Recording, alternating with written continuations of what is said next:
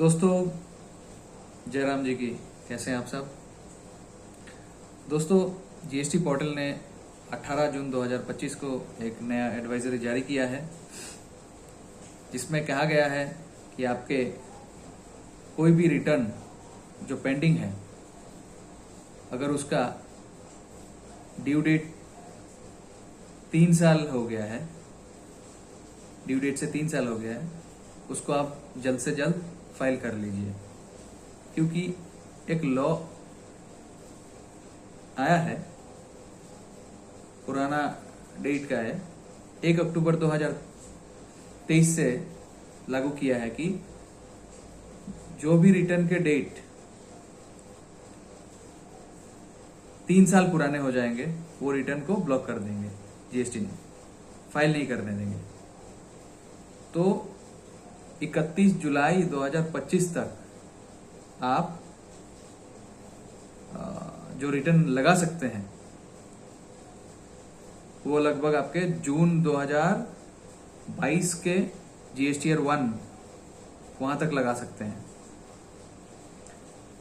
1 अगस्त से आप जून 2022 का रिटर्न और उससे पुराने रिटर्न लगा नहीं सकते। 3B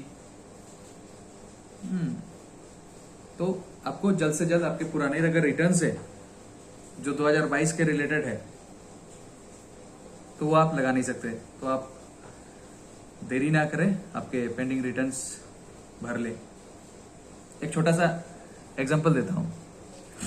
जैसे आपने जीएसटी नंबर ले रखा है, आपका जीएसटी कैंसिल दिखा रहा है, सस्पेंडेड दिखा रहा है, क्योंकि आपने 6 महीने हो गए, आपने जीएसटी के पेमेंट नहीं किए, 3B के पेमेंट नहीं किए, तो आपका जीएसटी सस्पेंडेड किया जाता है।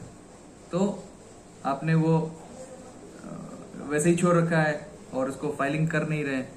सोचिए 2022 से आपने सस्पेंडेड है, तो आप ऐसे ही बैठे हुए हैं, कुछ कर नहीं रहे। तो आपको जल्द से जल्द आपके पुराने जो रिटर्न्स है उसको खत्म करने पड़ेंगे। 2022 जून तक का जो भी रिटर्न है आप जल्द से जल्द फाइलिंग कर लीजिए। 31 जुलाई 2025 के आगे आए, तो उसके बाद आपको मौका नहीं मिलेगा। अगर आप कर नहीं पाएंगे तो होगा क्या, आपका जो जीएसटी नंबर है वो एक्टिव हो नहीं पाएगा।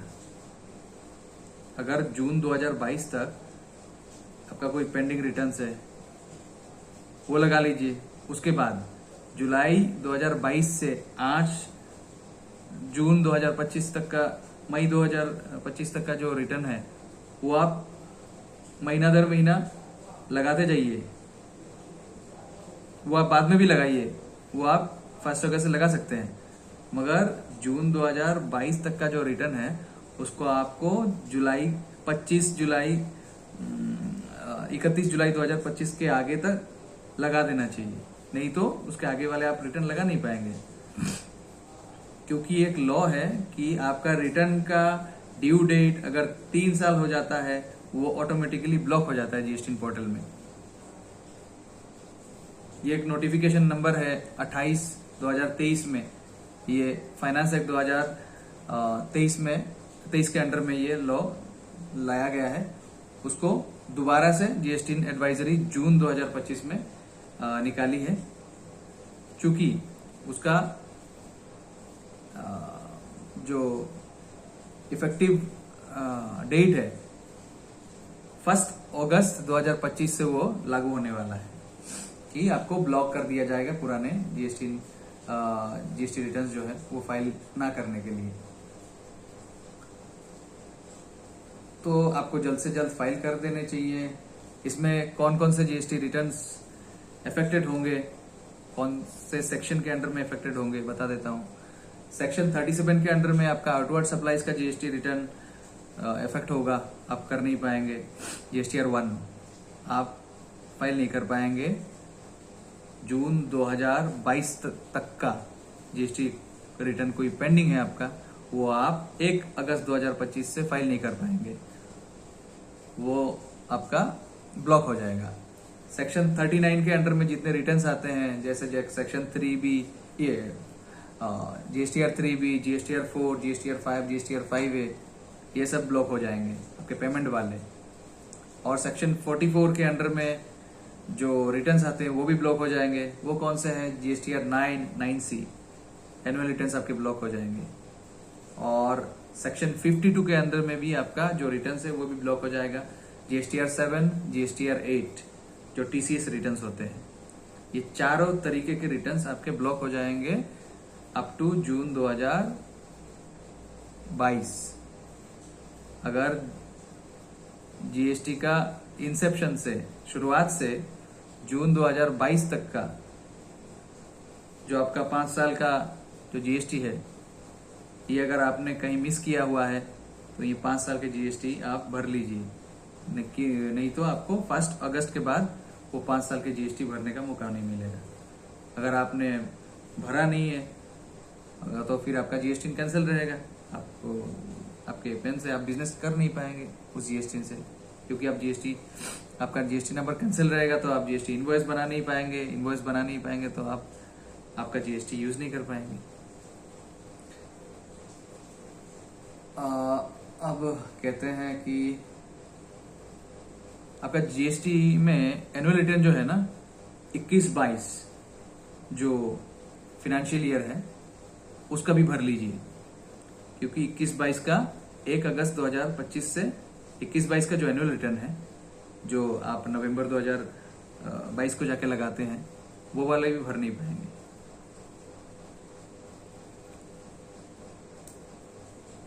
सॉरी 20-21 का जो आप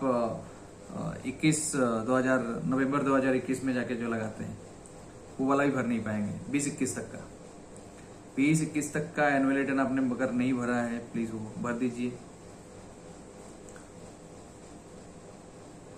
और आप अपने बुक्स रिकंसाइल कर लीजिए, जितने सारे पेंडिंग रिटर्न है उसको भरिए, ताकि आपको परमानेंट लॉस ना हो आपका जीएसटी नंबर का, है ना। और पोटेंशियल पेनल्टीज आपके ऊपर ना लगे, आपको जल्द से जल्द ये कर लेना चाहिए। ये कह रहे हैं कि ये एडवाइजरी फाइनल रिमाइंडर है, इसके ऊपर सिस्टम एनफोर्स कर रही है रेस्ट्रिक्शंस कि आपके रिटर्न्स बंद होने वाले हैं। अच्छा, तो अगर आपके जीएसटी नंबर कैंसिल हो जाते हैं वो किस कारण से होते हैं? इसके काफी सारे कारण हैं, मगर मुख्य कारण यह है कि आप जीएसटी के रिटर्न फाइल नहीं करते।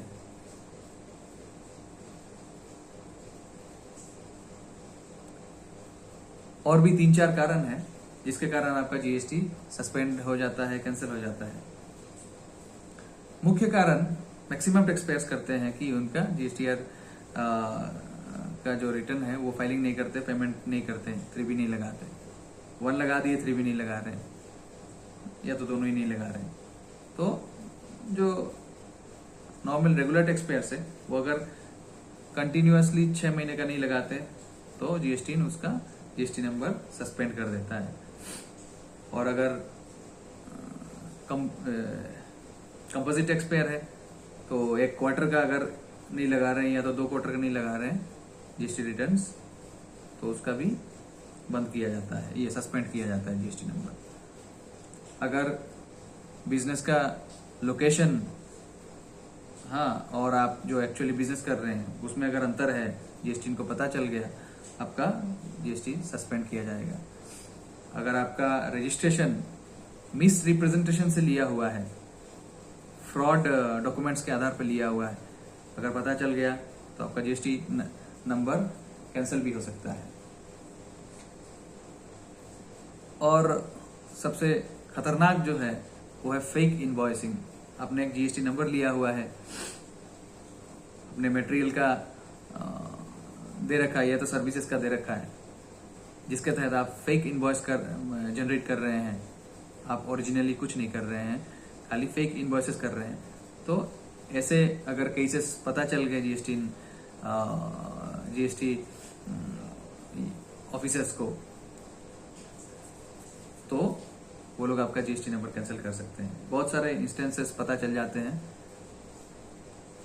और आपका एक कॉन्स्टिट्यूशनल रिक्वायरमेंट है, जैसे आपका बिजनेस डिसकंटिन्यू हो गया ड्यू टू सम रीजंस, आपका बिजनेस क्लोज हो गया है, या तो बिजनेस मर्ज हो गया है दूसरे के साथ, या तो आपने बिजनेस को ट्रांसफर कर दिया है एक स्टेट से दूसरे स्टेट में, तो वैसे सिचुएशन में आप आपका जीएसटी नंबर वॉलंटरीली कैंसिल कर सकते हैं।